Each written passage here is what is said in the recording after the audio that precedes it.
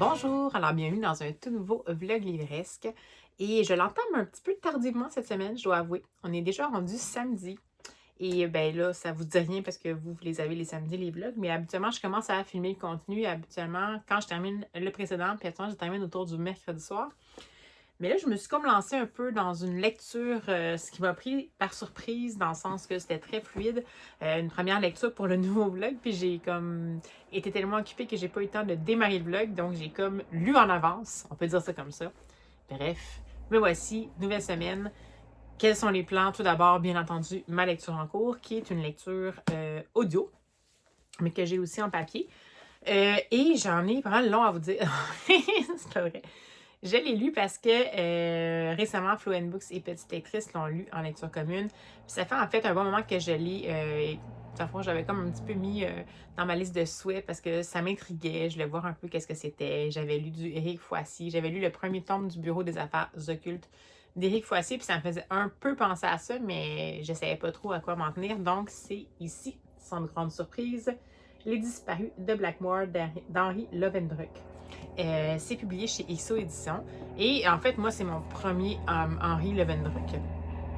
Et ben, je trouvais que pour commencer, c'était peut-être pas un mauvais point de départ. Je vais vous lire la quatrième de couverture. Je l'avais lu dans le précédent vlog. Mais en gros, ce qui était indiqué comme accroche, puis ce qui faisait que ça m'avait fait un peu sourire, c'est que ça disait à l'arrière que c'était un thriller qui était palpitant et mystérieux, selon la quatrième, et dans la lignée de H.P. Lovecraft et Agatha Christie. Si vous connaissez Agatha Christie, c'est sûr que ça m'avait accroché quand même, ça avait titillé mon intérêt. Et je trouvais ça bizarre de savoir comment on pouvait associer Lovecraft et Agatha Christie ensemble. Ça me semblait un peu audacieux. Et je lis la quatrième pour vous mettre en contexte. Je ne sais pas si... Il me semble que la quatrième n'était pas... Elle divulgachait rien. Ouais, c'est ça. Alors on y va. Octobre 1925. À Blackmore, une île coupée du monde au large de Guernsey, meurtre et disparition sèment la terreur. Alors que la police piétine, Lorraine Chapelle, première femme diplômée de l'Institut de criminologie de Paris, est appelée en renfort. Cette cartésienne irréductible va devoir mener l'enquête aux côtés d'Edward Pierce, un Britannique spécialisé dans les sciences occultes qui se présente comme détective de l'étrange.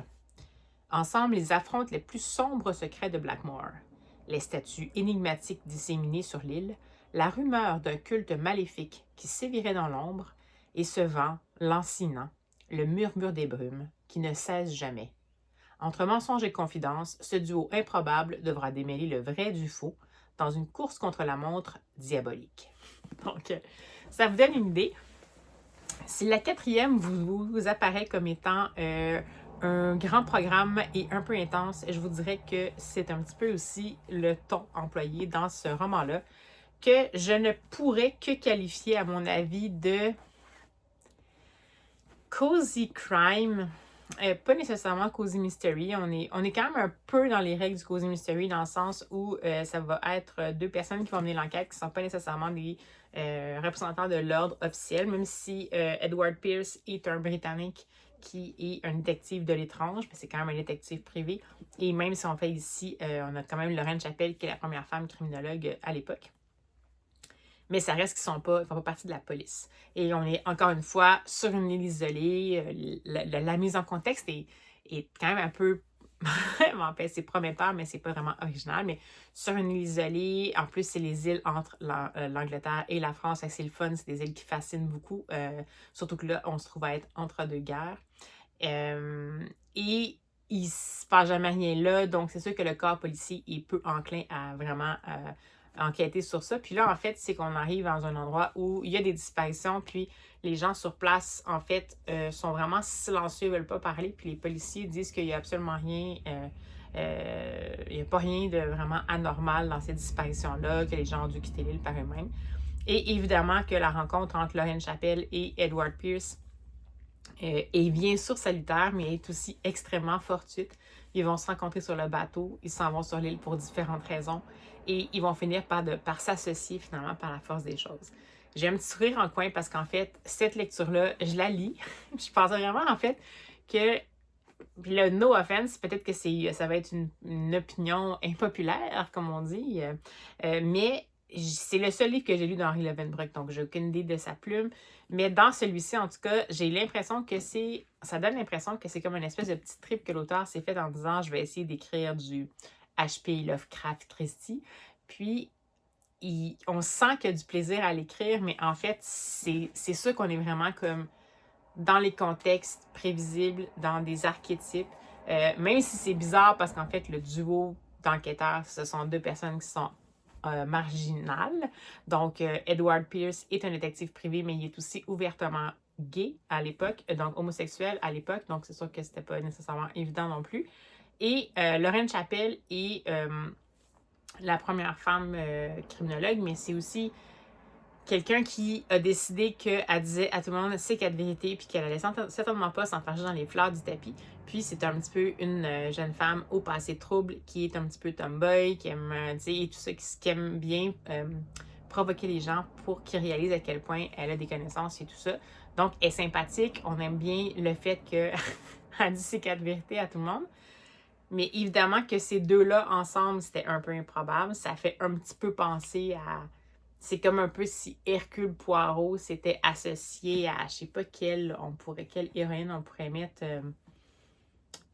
je sais pas à qui. C'était associé à, je sais pas moi, mon Dieu. Parce que vraiment, le côté, la verve et l'absence de filtre de Lorraine Chappell était assez majeure. Ah, ça me fait penser peut-être à une des deux personnages principales du premier tome d'une série d'Alison Montclair. Je vais vous mettre la quatrième ici. Bref, c'est quelque chose qui existe beaucoup puis que j'aime habituellement, mais c'est juste que là, on dirait que c'est tellement intense puis c'est tellement théâtral. On dirait que c'est comme du vaudeville en forme de cozy crime, mettons. Moi qui viens du milieu du théâtre, c'est très gros, c'est cousu avec du gros fil blanc. En même temps, c'est très plaisant. C'est ça qui est spécial. C'est que, je sais pas trop pourquoi c'est plaisant, mais je pense que c'est plaisant juste parce que ça va évidemment chercher justement les archétypes auxquels on s'attend, dans un contexte auquel on s'attend, et puis avec des échanges savoureux, mais on n'est vraiment pas dans la finesse. On est vraiment dans le petit peu point, puis bon, bref, en tout cas à date. Mais en même temps, je suis rendue, c'est pour ça que je cherchais à mettre le signet, je suis rendue autour de la page 259 ou 60 à peu près, sur un livre qui fait 519 pages. Donc, je suis déjà rendue à la moitié. Puis, je vous dirais qu'à ce stade-ci, je me suis quand même attachée aux personnages principaux. J'ai hâte de savoir qu'est-ce qui se passe. Mais pour moi, l'ensemble du livre n'est pas vraiment crédible. J'ai jamais lu de... Ça m'a fait penser un peu parce que j'ai jamais lu de M.C. Beaton, les Agatha Raisin. Mais j'avais commencé un petit peu à Agatha Raisin. Puis, ça me faisait un peu penser à ça dans le sens où c'est comme vraiment souligné à gros traits. Puis, peut-être que c'est correct pour certaines personnes, mais moi, on dirait que je m'attendais à quelque chose d'un peu plus poussé. En même temps, ce qui est particulier, c'est qu'à l'intérieur de ce livre-là, autant il y a ça, on fonctionne avec les archétypes un peu comme un roman à clé, dans le fond, là, donc avec une recette qui fonctionne. Donc, des archétypes, on met un petit soupçon de marginalité sympathique qui va vraiment attirer l'attention du lecteur. On a un contexte propice à ce qui va se passer. On lance des pistes, puis on sent un peu où est-ce qu'on s'en va et tout ça. Puis, on est vraiment dans le côté, comme je vous dis, un peu vaudevillesque. Mais en même temps, ça côtoie quand même des fois, il y a également des grands pans qui sont en description. Donc, que c'est bizarre parce qu'on ne s'attendrait pas nécessairement à ce niveau de description-là dans un roman qui choisit cette avenue-là pour faire construire son roman policier. Puis même des fois un langage très soutenu qui côtoie un langage absolument pas soutenu. Donc, je ne sais pas trop quoi en penser jusqu'à maintenant. Ce que je sais par contre, c'est que je l'ai commencé en me disant « Ah, on va voir ce que ça va donner ». Dès le début, ça m'a quand même un petit peu agacé ça, mais je pense que c'est juste que je ne m'attendais pas nécessairement à ce style-là. Mais la preuve, c'est que ça fonctionne, cette recette-là, parce que je suis rendue à la moitié, puis oui, j'ai le goût de savoir qu'est-ce qui va se passer. Puis oui, je trouve ça toujours agréable quand le personnage principal rabat les oreilles aux gens qui passent des commentaires désobligeants sur la genre féminine, entre autres. Mais bon, c'est ça. Comme je vous dis, je ne suis pas prête à dire que ça va être nécessaire. Jusqu'à maintenant, c'est une lecture sans prise de tête. et pas nécessairement de façon péjorative, mais je ne sais pas si je peux garder un souvenir, comme qui va être durable de ce livre-là. Mais bon, jusqu'à maintenant, c'est bien. Ça commence bien ma semaine. Alors voilà où j'en suis. Je vais arrêter de dévatérer puisque c'est une longue ouverture de vlog comme j'en fais souvent quand je suis en fin de journée et que je suis fatiguée. Mais voilà. Donc ceci qui va être évidemment au menu. Et pour les autres lectures, j'aimerais peut-être quand même me consacrer à ce qui est ici. Donc j'ai beaucoup de romans graphiques. J'ai également La double vie de Dina Miller de Zoé Bixby qui est là, que j'aimerais bien lire. J'ai aussi le dernier Olivier Bourdeau. J'ai beaucoup trop de choses et j'ai pas nécessairement assez de temps, donc je vais voir ce que je vais pouvoir lire. J'ai eu quand même une semaine assez remplie, puis un petit peu plus en mode, disons, fébrilité, puis ça risque d'être comme ça pour la semaine prochaine aussi. Donc, des fois, dans ces moments-là, en ce qui me concerne, j'ai un peu plus de difficulté à lire. Faut pas que ça prenne. Faut que ce soit des choses qui attirent vraiment mon attention assez rapidement. C'est pour ça que là, le disparu de Blackmore, même si je constate tout ce qui est là puis qui est mis en place volontairement pour susciter l'intérêt et tout ça ouvertement, puis qu'on voit un peu les rouages et tout, ça me va parce que j'ai pas nécessairement besoin de trop me casser la tête. Je pense que ça va encore être une semaine comme ça, mais j'ai aussi des romans graphiques. J'avais Rébis, que j'aime, je sais pas si je l'ai dit comme il faut, que j'aimerais bien lire, et Mystique Café, qui va faire d'ailleurs que je rapporte à la bibliothèque. J'ai des mangas à découvrir, j'ai un autre manga à aller chercher à la bibli. Je pense qu'on est quand même pareil pour une belle semaine. Alors, sans plus tarder, et après cette longue introduction, ben, on va débuter ça, ce vlog livresque-là. Alors, allez, on se lance ça! Hey, bonjour! Alors, petite chronique de la Studio Mobile en cette journée de fête des mères, parce que j'ai fait une mini-lecture dans 16 heures d'insomnie que des fois, je rentabilise un petit peu avec des lectures légères, mais bon. Je suis pas toujours, là, quand même. Mais cette fois-ci, c'était un docu-BD qui est chez Bayard Canada. C'est Anatole le hanneton ne mord pas. Et c'est de Ashley Spires, que je sais jamais si c'est Spears ou Spires. En tout cas, bon, désolée à l'avance. Donc, j'ai connu pour beaucoup de ses albums jeunesse, mais surtout pour la savoureuse série Basile, le chat de l'espace. Si vous avez jamais lu ça, malheureusement, c'est plus disponible à l'achat si je me souviens bien, mais il y a peut-être encore quelques petites bibliothèques qui l'ont. J'avais adoré ça. C'est vraiment excellent. Donc, j'étais déjà un peu vendue à cette autrice-là. Et je me suis lancée dans ce roman graphique-là, en fait, en sachant pas trop si ça allait être un docu-BD ou juste un roman graphique cocasse qui met en scène un hanneton. Et mais ma foi, c'était plus un docu-BD. C'est sûr que c'est un docu-BD qui est un petit peu dans le genre des docu-BD que peut proposer Élise Gravel potentiellement avec sa série sur les insectes. Donc ici, on va rencontrer Anatole le hanneton qui, en fait, essaie de voir c'est quoi son super pouvoir parce qu'il se compare aux autres insectes. Donc, on va le suivre finalement dans son espèce de quête d'identité. Il va se poser des questions, on va explorer plusieurs super pouvoirs d'insectes, donc évidemment des faits un peu étonnants sur plusieurs insectes connus. Et puis lui va toujours finir par se demander c'est quoi vraiment son super pouvoir. Et là, ben écoutez, divulgateur, mais en effet, son super pouvoir, c'est qu'il ne meurt pas. Non, son super pouvoir, c'est qu'en fait, c'est quelqu'un de très fidèle en amitié. Mais c'est super intéressant, c'est vraiment comique. On est vraiment dans la diffusion, dans le ludico-éducatif, donc dans la diffusion très douce d'informations avec un personnage principal super comique auquel on s'attache, on s'identifie parce que pauvre Anatole, il essaye donc de se trouver un super pouvoir. Puis il cherche fort alors que c'était tout près de lui. Donc, j'ai bien aimé ça.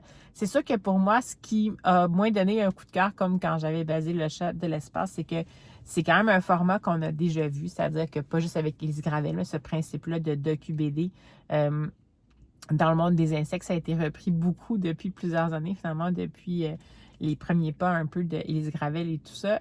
Puis, ben donc, comme on en a vu d'autres, évidemment, il y avait aussi un autre docu-BD que j'avais beaucoup aimé qui était un peu dans ce genre-là. Puis, je me souviens plus, c'est une autrice italienne, ça avait été édité chez La Courte Échelle. Je vais remettre la couverture. C'était un docu-BD justement sur les vers de terre, donc vraiment un plus gros opuscule. Dans ce cas-ci, c'est quand même un bon opuscule aussi. C'est pas dans les petits formats, c'est Élise Gravel. Mais donc, ce que je veux dire, c'est que c'est quelque chose qui a déjà été exploité comme piste. Donc, c'est peut-être juste le fait que la piste, pour moi, me semblait assez connue.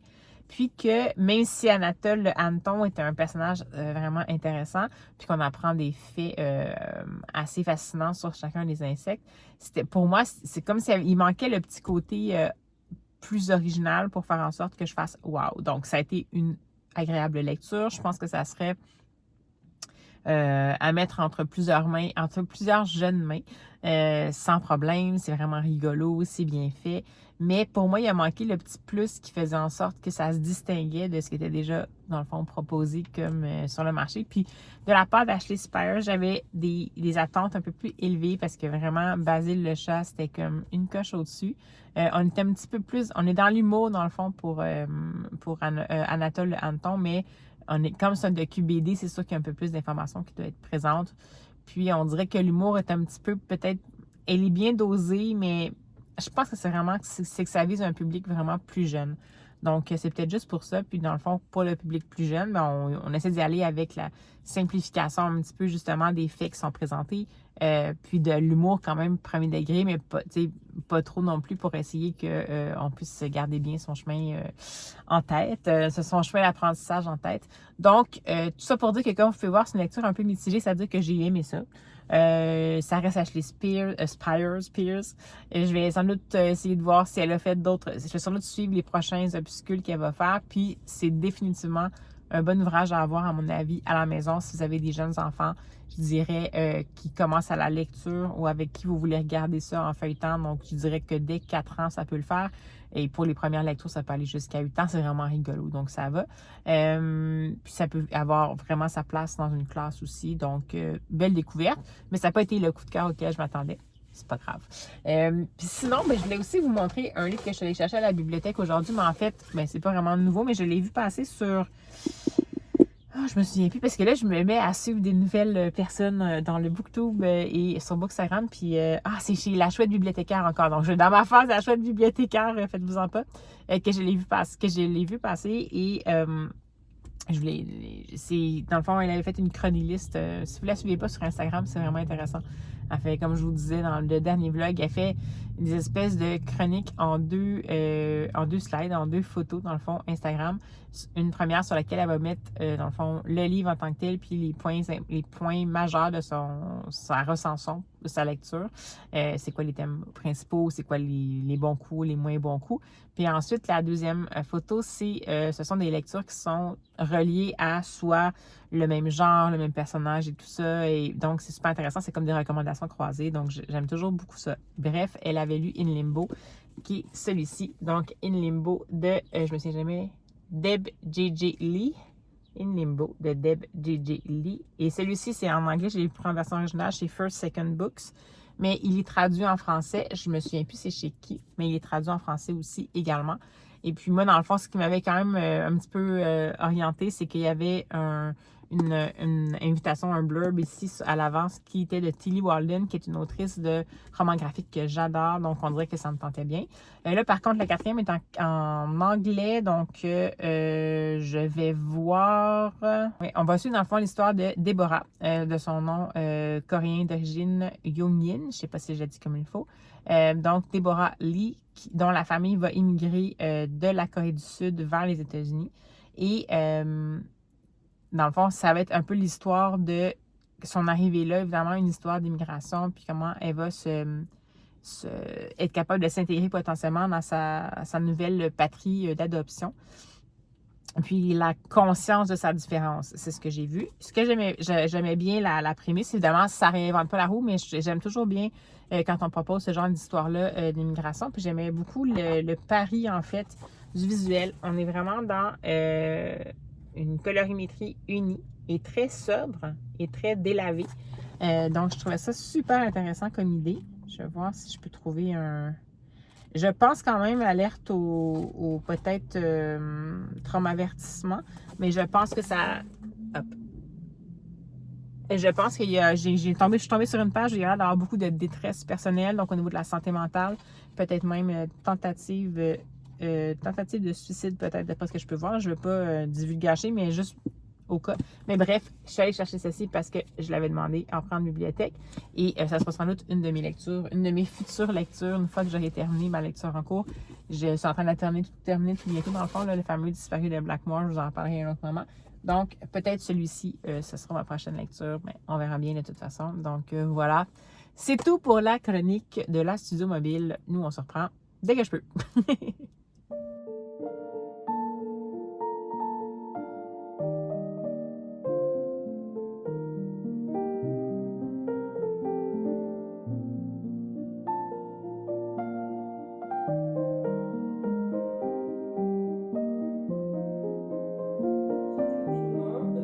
Il y a encore d'autres révélations qui sont arrivées. Je ne m'attendais pas à ça. La note de l'autrice est très très intéressante. Du coup, voilà, je suis ravie parce que... Alors, c'est pas un coup de cœur. C'est pas... j'ai mis 17. Les très bonnes lectures, je mets 18. Là, j'ai mis 17.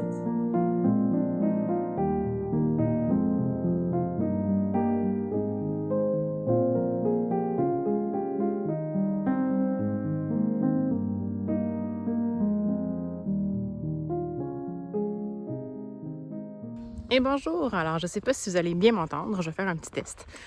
Comme je suis dans ma marche du jour, j'avais envie de vous prendre pour vous parler de la fin de ma lecture audio et que j'ai terminé finalement en papier, c'est-à-dire Les Disparus de Blackmore d'Henry Lovenbroek. Et ma foi, mon opinion demeure, mais je vais quand même vous faire une petite mise en contexte que j'aurais peut-être dû, en fait, dans les notes de l'auteur à la fin.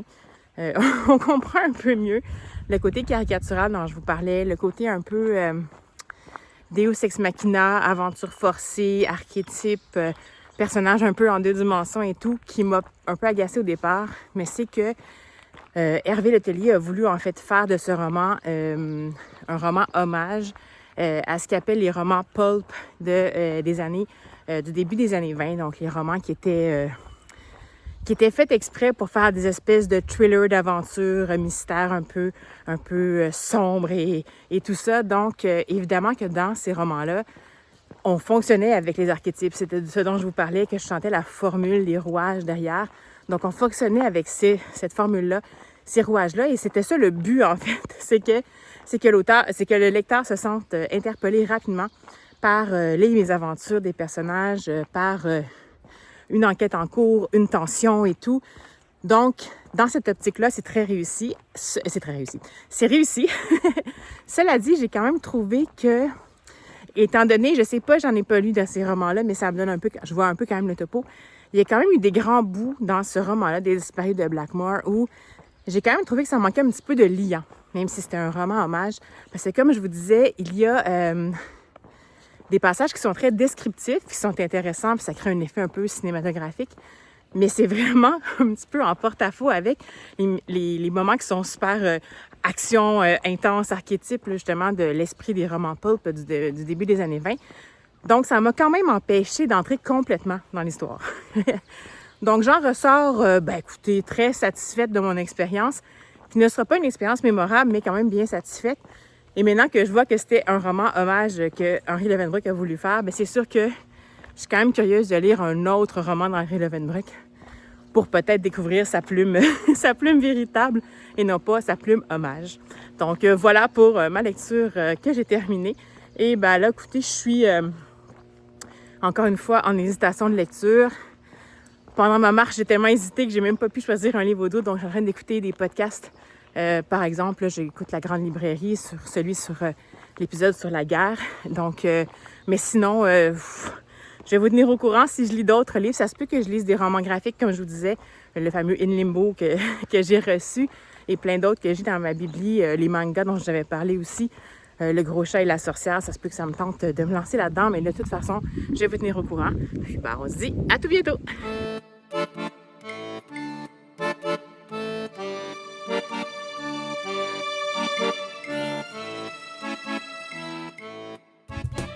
Petit coucou rapide, alors retour de marche avec, comme à mon habitude, pas comme à mon habitude, mais oui, avec un petit plaisir dans le fond qui est au retour. Donc c'est ma mini-box, dans le fond, ma mini-boîte livresque entre guillemets de Once Upon a Box, Once Upon a Book, pour l'avoir. Donc voilà, je vais vous ouvrir ça. Attention aux oreilles. Oh ben, je pense qu'il est arrivé un petit incident parce que j'ai remarqué que mon livre avait été écrasé, puis je pense qu'il y a peut-être une petite gâterie qui s'est écrasée également. Donc on peut voir ici qu'il y a une belle petite tache de gras. Mais bon, on va voir ce que ça donne. On va voir si c'est récupérable. On verra.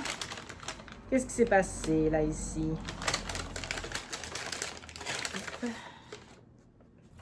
C'est bien. J'avais quand même deviné parce que dans le fond, si je me souviens bien... Bon, qu'est-ce qui s'est passé? Ouais, c'est ça.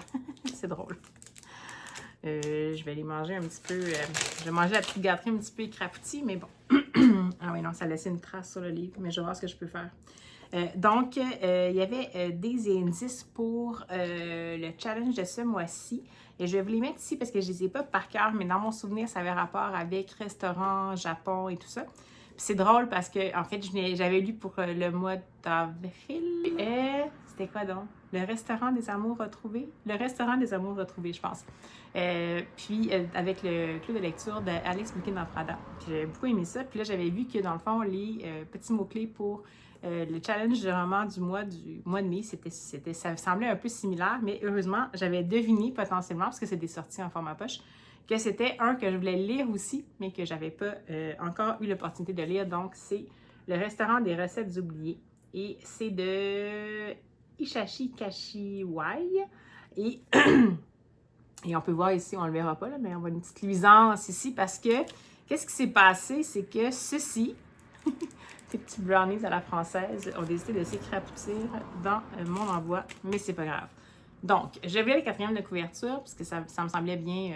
ça me semblait fort intéressant, même si vous savez... Voyez-vous que j'essaie de m'exposer le plus possible à de la littérature japonaise pour voir si j'arrive pas peut-être à trouver justement la formule ou le genre dans la littérature japonaise qui me convient. Donc, c'est parti pour la quatrième. Caché dans les ruelles de Kyoto se trouve le petit restaurant des Kamogawa, d'où s'échappent d'exquises odeurs de cuisine traditionnelle japonaise. En plus de délicats repas faits maison, Nagare et sa fille Koichi proposent une expérience qui sort de l'ordinaire. Cuisiner un plat que leurs clients ont en mémoire, mais dont la recette est depuis longtemps oubliée. Pour chaque nouveau plat, la famille Kamogawa enquête et propose à ses convives de déguster une nouvelle fois les mets savoureux qui ont marqué leur vie. Par la magie des émotions et de la nostalgie, ces délices perdus enfin retrouvés permettent de rêver à de nouveaux départs. C'est drôle parce que ça me fait quand même un peu penser à ce qui est un peu au cœur du restaurant des amours retrouvés. Je me trompe peut-être, je vais vous mettre la quatrième. Parce qu'en fait, c'est pas que c'est pareil, c'est pas une famille, mais il y a un peu un petit quelque chose parce que dans le restaurant des amours retrouvés, c'est que dans le fond, la propriétaire décide avec intuition de faire un plat qui semble pour elle le plus pertinent selon ce qu'elle apprend à connaître de son client au restaurant. Et c'est souvent des recettes, en fait, pas nécessairement traditionnelles, mais c'est des recettes qui sont comme adéquates et tout ça. Dans celui-là, ce que je comprends, c'est qu'il y a aussi une dimension d'enquête. Puis là, je me souviens qu'il me semble qu'il y avait le mot enquête dans les mots-clés, mais bon. Et donc, ça me faisait quand même bien sourire. C'est un format poche qui est écrit très gros, donc ça veut dire que le format régulier ne devait pas être trop long. Donc, pourquoi pas? Ce serait pas une bonne petite lecture estivale. Et c'est divisé, d'après ce que je peux voir, en 6 parties. 6 parties, 6 recettes. Donc, c'est souvent un petit peu comme ça. J'imagine que ça va être un petit peu encore une petite lecture pseudo-bienveillante, mais bon, voilà. Et le signet qui était en lien avec la thématique du mois, je pense, pour les grandes boîtes livresques que moi, je commande pas, mais qui est quand même fort sympathique, ma foi. Donc, on va y aller avec comme ça. Et voilà. Donc, je trouve vraiment beau. Très intéressant. Donc, voilà pour la petite boîte. Et ah oui, j'oubliais. Bon, j'ai quand même reçu encore des thés. Je suis vraiment en retard. C'est des thés de digestion. Donc, voilà. C'est pas la première fois que j'en reçois. C'est des Jeannette de Gaïa. Et bien, malheureusement, ça ne s'est pas rendu vraiment en bon état. Je vais voir ce que ça a donné. Je pense que ça a dû ouvrir si ça a généré du gras comme ça. Mais dans le fond, j'avais 2 petits sachets de brownies de la maison Saint-Michel. C'est dommage parce que j'adore Saint-Michel habituellement. En tout cas, leurs madeleines sont vraiment sympathiques. Donc, voilà. Alors, voilà pour cette petite ouverture de sachet livresque. On va dire ça comme ça parce que c'est toujours dans un sachet que ça se présente. Puis ben, de toute façon, en ce moment, ce que je suis en train de lire, c'est La double vie de Dina Miller. Et je sais pas si je vous l'ai présenté déjà. J'avais dit que peut-être que je voulais le lire, mais je sais pas si je vous l'ai présenté. Puis je sais pas si je l'ai tout proche. Est-ce que je l'ai tout près? Je vous reviens. Hop, hop, me voici. Donc, voilà. Donc, c'était ceci, La double vie de Dina Miller et de Zoé Brisby. C'est publié chez Albin Michel. Et c'est un livre que je lisais sur recommandation de, entre autres, Fluid Books, mais il y en avait d'autres qui me l'avaient suggéré. Donc, je vais vous lire la 4e de couverture pour vous mettre un petit peu en perspective. Qui pourrait croire en voyant cette jeune femme gracile qu'elle vient de tuer l'un des plus grands criminels? 1961, en pleine guerre froide, Kennedy lance le programme Mercury, point de départ de la conquête spatiale. Huntsville, Alabama, bat au rythme de son centre spatial et de la toute jeune NASA. Dans le quartier huppé de Rocket District, où vivent les scientifiques et leurs familles, Dina Miller s'installe avec une mission, faire justice. Si les jolies maisons aux façades colorées et aux gazons immaculés sont parfaitement entretenues, elles cachent pourtant bien des secrets. Ces brillants chercheurs qui œuvrent au futur radieux de l'Amérique, citoyens exemplaires, époux et pères de famille respectables, sont-ils aussi irréprochables qu'ils le prétendent? Donc, je suis en pleine lecture. En fait, je suis vraiment en pas mal pleine lecture. Je suis rendue à la page 149. C'est très court comme roman.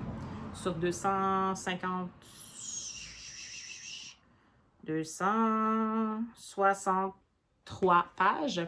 Donc, voilà. Et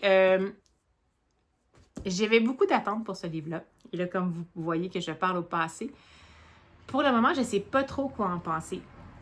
Je trouve ça intéressant. En même temps, j'ai l'impression que la mise en contexte pour moi était assez rapide.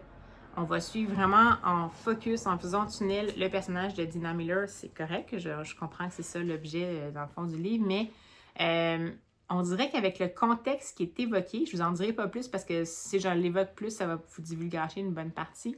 Avec le contexte qui est évoqué, qui a une plus grande ampleur, une très très grande ampleur et un très grand impact, j'avais comme le goût qu'on s'étend un petit peu plus sur le sujet, qu'il y a une certaine mise en contexte. Ça fonctionne quand même avec la plupart du temps une narration relativement linéaire, mais avec quelques retours dans le passé pour qu'on en apprenne plus justement sur tout ce qui est secret et non dit, bien entendu. Mais on n'est pas en vraie double temporalité où on essaie entre deux temporalités de façon tout à fait égale dans le livre. Donc, à date, on est vraiment plus dans le présent que dans le passé. Et je réserve mon avis complet pour la fin parce qu'on ne sait jamais. Il me reste quand même 100 pages. Est-ce que ça peut changer un peu ma perception des choses? On verra. Mais c'est sûr que je suis entrée là-dedans avec appréhension et hâte. Donc, j'avais certaines appréhensions parce que de ce que je connaissais de Zoé Brisby, sauf peut-être son dernier roman qui était Mauvaise épouse, les autres, c'était vraiment de la romance, qu'elle faisait de la romance de Noël. Et ça m'attire moins, en fait, a priori. Là, par contre, je voyais qu'elle s'installait vraiment dans l'historique, comme dans Les Mauvaises épouses d'ailleurs. Et ça, je me suis dit, peut-être que ça pourrait être intéressant. En plus, j'ai publié chez Albin Michel. Absolument, j'aime quand même bien leur ligne éditoriale et tout. Mais jusqu'à maintenant, on dirait que ça manque pour moi de profondeur. C'est comme si j'arrive pas encore à accrocher aux personnages, à croire aux personnages, accrocher aux personnages, à leur quête, ce qui est un peu tristounet parce que là, je suis déjà rendue à plus de la moitié. Puis, ça n'a pas encore fait le déclic. Mais il n'est jamais trop tard pour bien faire, donc je vais voir. Puis, je pense que je n'ai tellement entendu parler de façon positive sur les réseaux sociaux que je crois que je suis partie quand même avec des attentes vraiment très, très, très élevées. Donc, ça peut quand même teinter ma perception des choses. Mais bon, je me décourage pas, je le lis. Cela dit, ça se lit super rapidement. C'est fait pour que ça se lise avec fluidité. Je l'ai seulement en papier. Oui, inquiétez-vous pas, je continue à écouter des podcasts en attendant. D'ailleurs, je suis dans les podcasts de Livre Hebdo en ce moment, si vous voulez tout savoir. Et je continue à écouter les podcasts pendant mes déplacements, puis je lis en papier. Donc, je vais peut-être faire ça quand même en alternance. J'aime énormément les livres audio. Mais là, je suis un petit peu dans un cul-de-sac parce que la plupart des livres papier que j'ai chez moi ne sont pas nécessairement encore sortis en livre audio. Donc, je vais voir si je me trouve pas plutôt, justement, une voie de podcast potentiellement en voiture quand je fais des déplacements ou quand je prends mes marches, puis que je lis des livres papier ou que je fais un livre audio, un livre papier en inversion par semaine. Donc, on va voir ce que ça va donner. Mais bref, voilà. Donc, lecture en cours, finalement, est presque terminée et peut-être terminée ce soir. Ça se fait très bien. Donc, ben voilà, on s'en prend quand je peux. Et bonsoir. Alors, je vous reprends rapidement en fin de journée parce que j'ai finalement terminé ma lecture en cours qui était La double vie de Dina Miller de Zoé Brisby. Et c'est chez Albin Michel. Et ma foi, mon impression s'est confirmée. J'ai finalement lu quelques recensions, mais bref, je vais vous en parler avant d'aller là. Comment je peux dire? Ça a été une lecture bonne. C'est sûr que ce que je sais pas. Tout le long, ce qui a été la problématique, c'est que j'ai vraiment pas réussi à m'attacher au personnage, à m'attacher à la situation. Pourtant, c'était une situation dans laquelle, évidemment, dès le départ à l'arrière, on prend pour acquis, pas pour acquis, mais on annonce que Dina Miller a une double vie, qu'elle semble être impliquée dans le fond, elle semble avoir tué un des plus grands criminels et tout ça. Je ne peux pas vous donner d'autres informations, mais comme je vous disais, sachez que cette situation-là, bien entendu, vous devez potentiellement vous en douter. Ça touche à une réalité qui est beaucoup plus grande, puis qui a des ancrages un peu plus dans le passé que cette époque-là qui était en 1961. Ce que j'ai trouvé, en fait, c'est que je m'attendais vraiment à beaucoup à plus. Ça me surprend pas parce que, je sais pas, peut-être que c'est un préjugé, mais de ce que j'avais perçu de Zoé Brisby, ça semblait être une autrice fort habile pour faire de la romance et tout ça. J'avais vu qu'avec Les Mauvaises Épouses, elle s'était lancée dans le roman historique. Mais j'avais un petit frein pour Les Mauvaises Épouses et je pense que peut-être que j'ai eu raison en ce qui me concerne. Ça n'enlève rien à ce livre-là. Mais moi, en ce qui me concerne, j'ai vraiment pas réussi à embarquer. Je l'ai lu, je l'ai terminé parce que je voulais savoir qu'est-ce qui allait se passer. Puis, je vous dirais que à la fois, j'ai pas vraiment réussi à avoir l'impression que les personnages étaient en 3 dimensions, donc à m'y attacher, donc à potentiellement être interpellée par les situations, me sentir impliquée quand il y a des montées de tension et tout. Bon, je vous admets que vers la fin, peut-être les 50 dernières pages, il y a quand même une montée de tension. Puis là, non, j'ai quand même pas été imperméable à cette montée de tension-là, que je m'identifie ou que j'arrive à m'attacher au personnage ou pas. Mais pour moi, ce qui fonctionnait pas trop, c'est que, comme je vous expliquais, il n'y a pas beaucoup une grosse mise en contexte. C'est un livre très court pour qu'est-ce que ça veut embrasser. Je pense que ça, c'est le problème majeur. Ça embrasse vraiment large. C'est une histoire qui fait 270 pages, puis qui veut se situer qui veut mettre le pied dans plein de points historiques importants. Donc, dans les années 60, dans les débuts, dans le fond, des programmes Mercury, tout ce qui tournait autour de la réputation des scientifiques qui étaient impliqués à ce moment-là, le côté un peu apparence des choses, donc les femmes des scientifiques et tout ça, en même temps, le côté service secret en lien avec un passé que je ne vous nommerai pas, mais qui était majeur quand même. Et tout ça en 270 pages, avec en même temps une enquête à résoudre. Ce que j'ai trouvé, ce que ça a fait de vouloir embrasser si large, c'est que le rythme était obligé d'être assez rapide. L'évolution des personnages, pour moi, n'était pas crédible.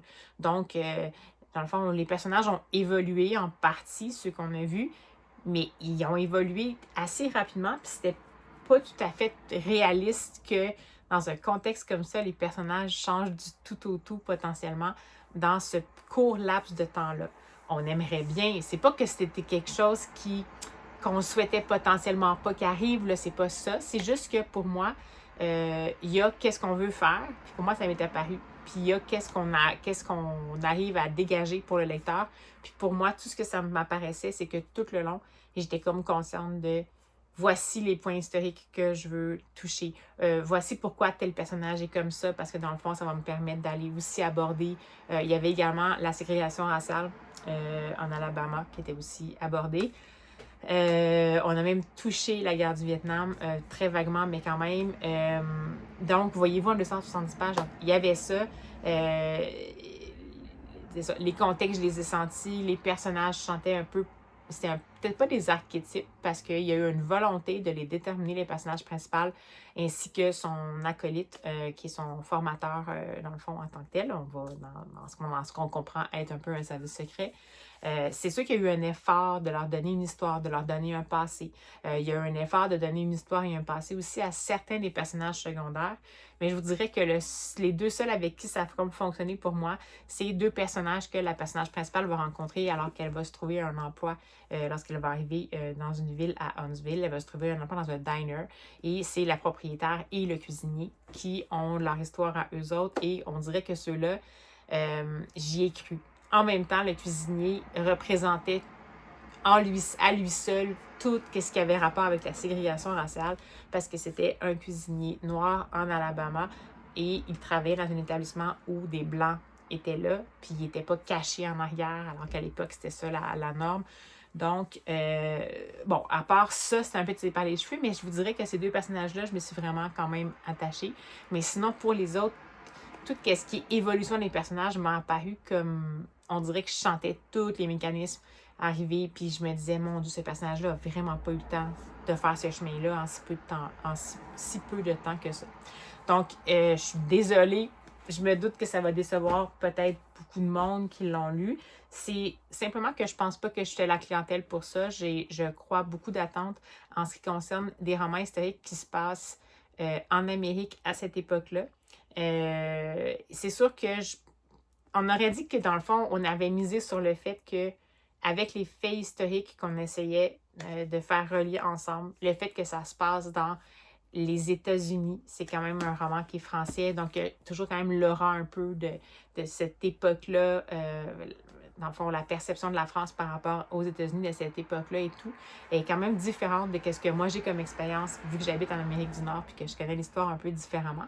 Donc peut-être que c'est ça aussi qui a joué pour moi. Peut-être que l'effet « wow » entre guillemets de l'Amérique de cette époque-là n'a pas tant joué pour moi, puis que je m'attendais à plus de substance, parce que ça m'intéressait vraiment tout ce qui est exploration spatiale, tout ce qui est comment on s'est rendu là, puis secret caché de qu'est-ce que les gouvernements, quel coût réel ça a coûté les avancées technologiques comme ça, dans le sens d'exploitation potentiellement d'humains, dans le sens pas d'erreur d'éthique, mais de gestes non éthiques et tout ça. C'est sûr que ça me passionne. Fait que là, je suis arrivée là-dedans, puis tout ce que j'ai fait, c'est que j'ai fait comme, c'était vraiment en surface, puis on aurait dit que ça m'a comme vraiment déçue. Mais tu sais, c'est bien écrit dans le sens où la plume est fluide, ça se lit tout seul. Si votre attente, c'est juste de faire un mini survol, dans le fond, de cette époque-là, un peu comme un petit décor, un peu en carton-pâte, mais sympathique quand même, avec un contexte comme ça. Puis que dans le fond, vous voulez juste savoir qu'est-ce qui s'est passé avec cette fameuse personnage principale-là, Dina Miller, quelle est sa double vie, puis que ça vous dérange pas que ça soit un petit peu cousu avec en fait, pas mal cousu avec du fil blanc, l'évolution des personnages, c'est correct, c'était pas déplaisant. C'est juste que moi, j'avais tellement d'attentes que je m'attendais à beaucoup plus, fait que je me suis vraiment restée sur ma faim en lisant ce livre-là. Donc, écoutez, j'avais même failli l'acheter quand il est sorti. Donc, en ce qui me concerne, étant donné mon expérience-là, je considère que j'ai bien fait de l'emprunter à la Bibli, parce que sinon, j'aurais été vraiment déçue. Donc, voilà. Écoutez, cette semaine, c'est une drôle de semaine, parce que c'est la deuxième lecture que je lis, pour laquelle j'avais vraiment des attentes, mais que j'avais en même temps des petites réserves que je faisais taire, parce que j'avais beaucoup de réceptions positives que je lisais, puis que j'entendais un peu sur les réseaux. Que je me disais, ben écoute, il faut savoir, désolée pour les bruits. Je suis en milieu rural, puis c'est le temps des agriculteurs, donc go les agriculteurs, mais disons que c'est pas discret au niveau des sons. Donc, ce que je voulais dire, c'est que j'ai eu beaucoup d'attentes par rapport à 2 lectures cette semaine, puis ça s'est moins bien passé. Jusqu'à maintenant, dans mes 3 lectures de cette semaine, je suis vraiment dans le tiède, voire le déception. J'espère que, en fait, là, on est rendu à mercredi, absolument, je clôt le vlog-là, mais là, j'ai comme pas envie de finir ça sur une mauvaise note. Fait que ce que je pense que je vais faire, c'est que je vais essayer de me dire que soit ce soir ou demain, je vais me lire un des graphiques que j'ai ici. Donc, peut-être que je pourrais lire le premier tome du manga, Le Gros Chat et la Vieille Sorcière. Je dis pas la bonne chose, c'est pas grave. Ou un autre des graphiques que j'ai là, peut-être Rébi ou Rébis. pour qu'au moins je tente le coup. J'espère que ça ne fera pas 4 en 4, puis que ça ne sera pas une semaine comme ça, mais ça arrive des semaines comme ça, c'est pas grave. Je suis contente d'avoir lu les livres que j'ai lus. Je suis contente de m'être faite ma propre idée par rapport à ça. Et puis, ben, ça me fait juste m'aider à préciser des choses dont j'étais vraiment consciente, en fait. Qu'est-ce qui fait que j'aime des livres, peu importe leur genre, c'est souvent des choses qui vont revenir. Fait que c'est comme par exemple, j'ai aucun problème à, mettons, par exemple, apprécier une romance qui n'est pas dans mes genres en général si ça rencontre certains critères qui sont autres par rapport à dans le fond, à l'écriture, à la construction des récits et tout ça. Donc, je me rends compte que ça se précise, ça se confirme. Je ne suis pas surprise, mais ça se confirme. Puis bien, dans ce cas-ci, j'avais espoir peut-être, mais dans le fond, je ne suis pas complètement surprise, mais un petit peu quand même déçue de ne pas avoir eu l'engouement que je souhaitais avoir pour cette lecture-là. Alors, sur ces bonnes paroles, je vais aller prendre ma petite marche du jour et puis ben, je vous reviens pour clore le vlog potentiellement.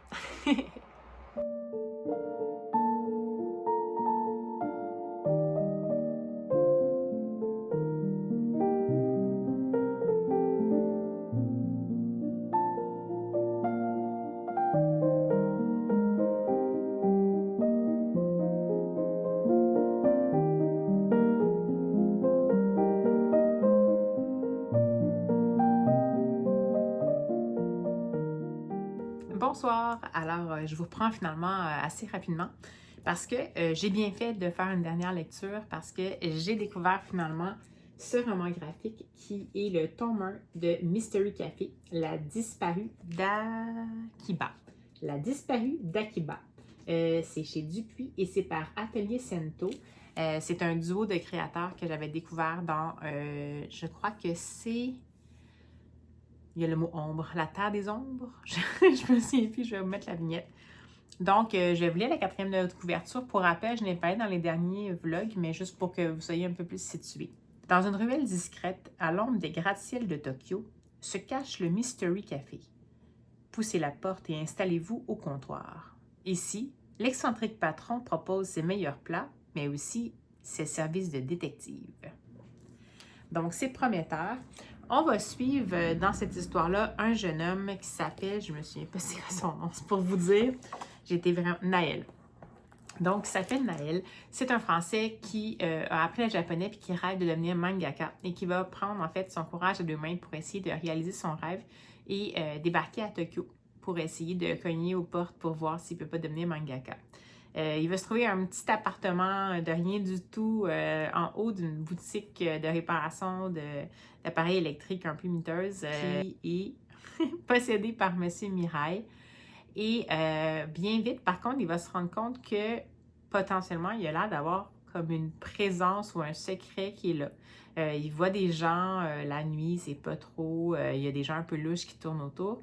Et bien vite, il va se rendre compte qu'il est un peu observé et tout ça, et que M. Mirai, il met comme un peu... Il essaie de l'aider, mais en même temps, il met comme une limite. Il dit que non, il n'y a rien qui se passe, c'est pas hanté, il n'y a pas de présence dans la maison, mais Naël, il a vu la personne. Donc, bon, ça reste comme ça, puis un jour, un matin, une journée, il arrive, puis... dans le fond, la boutique de M. Mirai a été comme cambriolée. M. Mirai est par terre, puis il est comme presque à l'article de la mort. Puis, il y a des gens qui arrivent qui ont l'air d'être des fiers à bras, puis tout ça. Puis, il va être comme être sauvé, une extrémiste, par une jeune fille qu'il ne connaît pas du tout et qui l'amène justement au Mystery Café. Donc, la jeune fille se prénomme, en fait, se fait appeler Soba. Et elle l'amène au Mystery Café, dont le propriétaire est, comme vous pouvez savoir, est un excellent cuisinier, mais aussi un détective. Donc, dans le fond, Naël va expliquer la situation et tout, puis dans le fond, le propriétaire va dire « T'as bien fait de venir, on va voir ça », et tout ça, puis il va comme l'accueillir en son sein. Va s'en suivre une enquête, en fait, parce que bien rapidement dans le restaurant, quelqu'un va arriver pour dire « Je suis la petite fille de M. Mirai et j'ai une sœur, j'ai coupé les liens, mais elle a disparu, s'il vous plaît, retrouvez-la. » Donc là, on se pose un peu la question si Naël, est-ce que ça pourrait être cette personne-là qui aurait vu chez M. Mirail? Comment ça se fait que M. Mirail s'est ramassé dans cette situation-là? La dame qui demande cette information-là dit que M. Mirail s'est accoquiné avec des gens qui n'étaient pas corrects, puis peut-être que c'est ça qui s'est passé. Donc, on va suivre cette aventure-là aux 1000 rebondissements à vitesse grand V. Donc, avec Naël, Soba, le propriétaire du café, et son chien Watson, il me semble, ouais, son chien Watson. Et on va les suivre, dans le fond, dans le quartier d'Akiba. Akiba? C'est tout ça, oui. Dans le quartier d'Akiba à Tokyo, qui est un quartier qui est reconnu pour, justement, je pense, les gens qui ont... C'est le quartier des passions, mais particulièrement des mangas. Akihabara, ça c'est le nom du quartier au complet. Mais le diminutif, c'est Akiba. Puis, c'est un quartier, dans le fond, où plusieurs personnes vont se retrouver pour vivre leur culture Akiba, qui est devenue la culture Akiba avec les années. Puis, c'est vraiment ce qu'il disait. Ça va se tourner plus par les jeux vidéo, les animés, le cosplay, puis tout ça. Donc, voilà. Donc, écoutez, évidemment, je ne vous dirai pas plus sur l'enquête, qu'est-ce qui va se passer. Mais je peux vous dire que qu'est-ce qui s'annonce une enquête mouvementée, avec énormément de zones d'ombre, mais assez qu'au début, je me disais, mais je comprends rien, il n'y a absolument aucune mise en contexte. On est parachuté dans l'histoire, puis c'est très drôle parce que si je vous disais que c'est une des choses qui m'a dérangée de mes deux dernières lectures, c'est qu'on arrivait un peu comme... Il n'y avait aucune mise en contexte, puis on n'arrivait pas vraiment à s'attacher au personnage parce qu'il était vraiment en 3 dimensions. Mais là, dans celui-là, voyez-vous comme quoi ça dépend vraiment de comment c'est fait, mais dans ce cas-là, il n'y a aucune mise en contexte. Les premières pages, ça peut rendre un peu confus parce que vraiment, l'action commence tout de suite, puis on ne sait pas trop qui est qui. Mais bien vite, on va s'attacher au personnage de Naël, de Soba, de qui on ne va pas apprendre tout de toute façon. C'est le fun, il y a des boucles qui ne sont pas bouclées. Du propriétaire du café puis son chien, et de M. Mirail, et de cette fameuse jeune femme qui est disparue. Parce que oui, il y a vraiment une jeune femme qui est disparue. Je vous en dirai pas plus, mais puis je peux pas vous dire... Dans le fond, je me rends compte que je ne peux même pas vous dire quelle est une des thématiques qui m'a marquée parce que ça peut vous divulgacher, mais en fait, disons que ça a un certain... Sachez que comme c'est le quartier d'Akiba, c'est le quartier des jeux vidéo, des nouvelles technologies. Avant, c'était pas ça, c'est tout ce qui c'était électricité, mais là, maintenant, c'est rendu nouvelles technologies et tout ça, jeux vidéo. Avant, c'est technologique. Disons que ça peut avoir un certain rapport avec ce qui se passe. Ce qui est super intéressant, écoutez, ce que je vais faire, c'est que je vais parler d'un sujet que ça se peut que ça divulgâche un peu. Donc, je vais vous mettre tout de suite un gros avertissement, potentiellement que ça va vous divulgâcher une partie. Mais je pense que c'est trop intéressant comme réflexion pour ne pas vous en parler. Donc, attention, je vais commencer à parler d'une thématique que ça se peut qui vous divulgâche quelque chose. Vous êtes prêts? OK. Donc, en fait, dans cet album-là, ce roman graphique-là, ce volume 1, on va aborder la dimension de l'intelligence artificielle. De l'intelligence artificielle poussée dans ses plus hautes performances. Donc, tout ce qui est de type robot un peu humanoïde et tout ça. Et ce que j'ai trouvé super intéressant, c'est que vraiment, on va être à la rencontre complètement de l'intelligence artificielle qui entre en compétition directe avec l'humain et des décisions que l'humain peut avoir à prendre, qui sont des décisions potentiellement extrêmes. Dans ce cas-ci, c'est assez saugrenu puis à la limite peut-être de l'impossible, mais c'est une décision qu'on peut comprendre parce que c'est vraiment un choix qu'une humaine a à faire face à la réalité de la performance de l'intelligence artificielle. Puis, ce que j'ai trouvé cool, c'est que c'est à la fois terrifiant, mais en même temps, c'est vraiment intéressant parce que ça nous pousse à nous poser des questions par rapport à ça, par rapport à la place de l'intelligence artificielle, évidemment. C'est pas non plus en forme, ça diabolise pas. C'est ça qui est intéressant. Ça diabolise pas, mais ça banalise pas. Fait que vraiment, c'est un dosage parfait pour ça. Donc, voilà. Donc, c'est cette partie-là, moi, qui m'a vraiment marquée, c'est qu'en dessous des dehors d'aventure qui va dans tous les sens, qui est une petite enquête et tout, on aborde ce thème-là qui est profond, qui nous confronte maintenant dans notre réalité actuelle, en 2024, où on a vraiment à se poser ces questions-là. Puis que c'est pas, qui nous fait réaliser que chaque personne va réagir différemment à la situation. Il y a comme pas vraiment de bonne ou de mauvaise réponse à la situation, mais c'est sûr qu'on ne peut pas rester dans l'ignorance. En fait, on ne peut pas se mettre la tête dans le sable, on ne peut pas nier que cette réalité-là existe. Puis ce qui est intéressant, c'est que ça va aussi donner un peu donner la voix à une intelligence artificielle et pour qu'on prenne aussi conscience de ses limites, malgré son hyper-performance, mais d'une certaine partie de ses limites.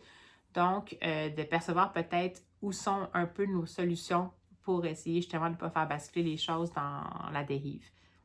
Fin de la période des spoils, donc je vais remettre un autre petit avertissement. Donc, voilà, terminer les divulgateurs. Ce roman graphique-là se termine également par un dossier informatif super intéressant. C'est comme les cahiers de croquis. Je m'attendais à ce que ce soit juste. Bon, ça s'appelle Les dossiers secrets numéro 1 du Mystery Café. D'ailleurs, je ne vous ai pas montré beaucoup de planches, mais je vous ai mis quelques planches au début. Vous avez vu un peu c'était quoi. Je n'étais pas certaine au début du visuel. Ben, en fait, c'est très Atelier Sento, mais je trouve que c'est toujours un peu comme sombre, un peu pas macabre, mais comme un peu des fois, parce que c'est vraiment des traits tirés sur les personnages et tout. Mais là, je trouvais que vraiment, c'était super approprié. Ça se passe dans des ruelles un peu sombres, un peu mystérieuses. On ne sait pas trop qu'est-ce qui se passe. Donc, ce dossier-là, à la fin, c'est super intéressant parce que ça rencontre, en fait, un des voyages qu'ils ont fait, le duo d'Atelier Sento à Tokyo, justement pour explorer les quartiers, puis ils étaient en recherche d'idées pour cette bande dessinée-là, cette série de romans graphiques-là. Et ils vont découvrir le quartier d'Akiba. Donc, ce qui est super intéressant, c'est qu'ils vont à la fois nous parler de ce quartier-là. Ils vont nous parler de c'est quoi les réalités historiques qui ont changé. Ils vont nous faire même un photo-reportage ici. Je vais vous montrer, je ne sais pas si on va arriver à faire le focus. Et il va même avoir des petits reportages par rapport justement aux nouvelles technologies, une invitée surprise, je vous en dis pas plus. Et même, puis vraiment des éléments de la culture, donc toute la notion des idoles, en fait, dans la culture japonaise, puis particulièrement dans ce quartier-là. La partie un peu sombre aussi de ça, donc les maid cafés, je vous laisserai peut-être le lire pour redécouvrir un peu plus là-dessus. Il y a même un peu un petit côté de guide de voyage avec des bonnes adresses, dans le fond, qu'on peut visiter si jamais on a la chance d'aller à Tokyo. Donc, écoutez, moi, ça a été, je pense pas que c'est un coup de cœur, mais plus j'en parle, plus je me rends compte que j'ai beaucoup apprécié mon aventure là-dedans. J'ai vraiment commencé en me disant, c'est encore la confusion, on se lance dans l'action sans mise en contexte, comme je vous ai dit. Mais bien rapidement, étant donné que la façon dont les personnages ont été construits, la scénarisation, l'enchaînement des actions qui nous permettaient de décoder un peu comment étaient les personnages à travers leurs actions, puis qui nous permettait aussi rapidement d'identifier l'énorme mystère devant lequel on était. Ça attisait notre curiosité, on voulait vraiment savoir qu'est-ce qui allait se passer. Bien, grâce à ça, en fait, j'ai embarqué vraiment rapidement. Puis après, dans le fond, on dirait que je me suis laissée porter, même si je n'avais pas toutes les clés, dans le fond, pour comprendre l'ensemble des personnages. Et quand j'ai terminé, avant même de lire le dossier informatif à la fin, j'étais comme, j'espère qu'il va y avoir d'autres tomes. Parce que techniquement, ça se conclut. Donc, c'est sûr que ça ne ferme pas la porte totalement à une suite, mais techniquement, c'est complet en soi. Mais après ça, j'ai vu que de ce que je comprends, c'est que c'est une série. Fait que là, je suis vraiment contente parce que je ne sais pas si ça va être une série ou je sais que leur autre série, c'était une zoologie, si je me souviens bien. Fait que j'espère que ce ne sera pas juste une zoologie parce que, en fait, j'ai vraiment beaucoup envie de retrouver le personnage de Naël, particulièrement de Soba, dont on n'a pas beaucoup entendu parler, comme je dis, la jeune fille qui est un peu mystérieuse, qui a des connexions un peu avec des petits jeunes geeks et tout, qui a l'air d'avoir un milieu familial pas évident. Et surtout, évidemment, le propriétaire de ce fameux Mystery Café avec le chien Watson. Donc, vraiment, ça vaut le coup. C'est complètement dépaysant en ce qui me concerne, parce que, bien entendu, je suis moins familière avec la culture japonaise. Donc, c'est sûr que si vous vous y connaissez, peut-être que vous ne serez pas si dépaysé. Mais je pense que ça va plaire autant à ceux qui ne s'y connaissent pas que ceux qui s'y connaissent, qui vont retrouver des repères, parce qu'on sent vraiment que le duo de créateurs a travaillé fort pour justement faire des recherches, s'assurer de ne pas être à côté de la plaque, puis de vraiment témoigner de ce qu'ils ont découvert en fait. Puis c'est pas leur seul voyage qu'ils ont fait au Japon, donc on sent quand même qu'il y a eu un effort. Donc j'ai vraiment beaucoup aimé ça. Donc je termine ce vlog-ci sur une très bonne lecture que je vous recommande chaudement. Donc j'aime pas pour découvrir ce fameux Mystery Café tome 1 d'Atelier Sento chez Dupuis. Et ben voilà, on va avoir un bel élément pour terminer le tout en beauté. Donc, je vais conclure ce vlog ici. Parce que, ben c'est ça, on va essayer de repartir un autre vlog livresque, une autre semaine livresque avec peut-être des lectures que je vais choisir en priorisant peut-être des lectures pour lesquelles j'ai peut-être un peu moins d'attente ou que je sais potentiellement qu'il y a des éléments, des caractéristiques de l'écriture qui vont potentiellement me plaire, parce que c'est sûr que cette semaine, ça a été quand même dur de m'accrocher parce que j'ai enchaîné des lectures qui étaient tièdes. Par contre, tant mieux, ça fait remonter la pente avec les Mystery Café.